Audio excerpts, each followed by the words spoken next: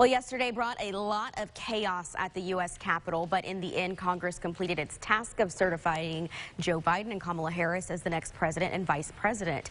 UA Little Rock political science professor Christopher Williams joins us now to explain a little bit about the process that we saw. Thanks so much for joining us this morning. Thank you for having me. All right, so can you tell me a little bit about the process? I know this happened overnight, so what exactly happened there with Congress? Well, so for an electoral college vote to be certified, both houses of Congress, the House of Representatives and the Senate, need to approve of the votes that were cast at the state level by the electors.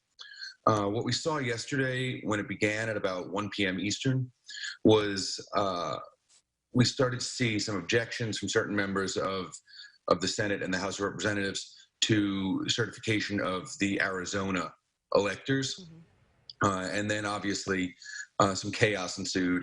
And last night they finished the process, still with a number of members of the House and the Senate rejecting the certification or objecting to the certification, I should say.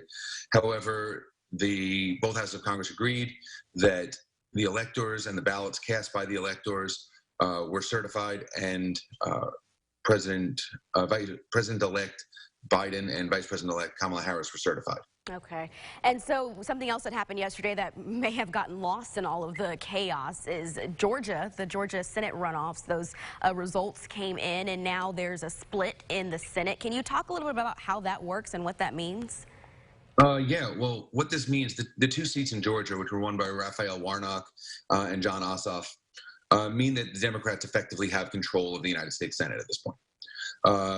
Per the Constitution, the tie-breaking vote in the Senate goes to the Vice President of the United States, who on January 20th will become Kamala Harris, a Democrat, which means any ties, 50-50 ties, Democrat-Republican, get broken by Kamala Harris, who is in fact a Democrat, which essentially gives Democrats a 51-50 majority in the Senate. And this has major effects on basically the legislative goals of the Biden administration.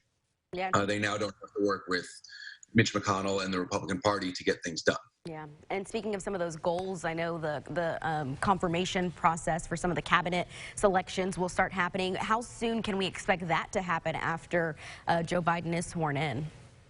I suspect it will start to happen pretty quickly. They're going to want to get the cabinet positions filled very rapidly because they are important for running the executive branch. I think what we saw yesterday was as soon as it was clear that the Democrats were going to win both seats in Georgia, Joe Biden announced his pick for Attorney General, who is Judge Merrick Garland of the D.C. Circuit Court. And I think this happened at that time because Merrick Garland needs to be replaced on the D.C. Circuit Court. And having a Democratic Senate, which needs to approve any judges being appointed, makes that easier to replace him. So I think Joe Biden was actually waiting to see what the results of the Georgia election were to decide who he wanted as his AG. Yeah, real quick, I want to circle back around to the chaos that happened yesterday. Do you think, or how do you think that what happened yesterday will impact, future elections and future electoral college certification process? It's hard to tell how it will turn out in the end.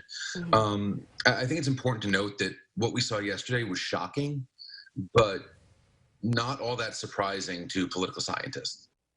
We were fairly certain we were going to see violence through this election at some point.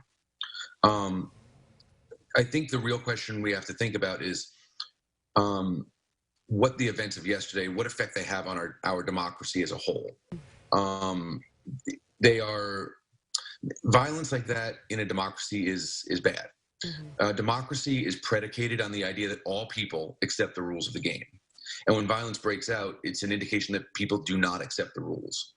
And without everybody following the rules, democracy doesn't work the way it's supposed to.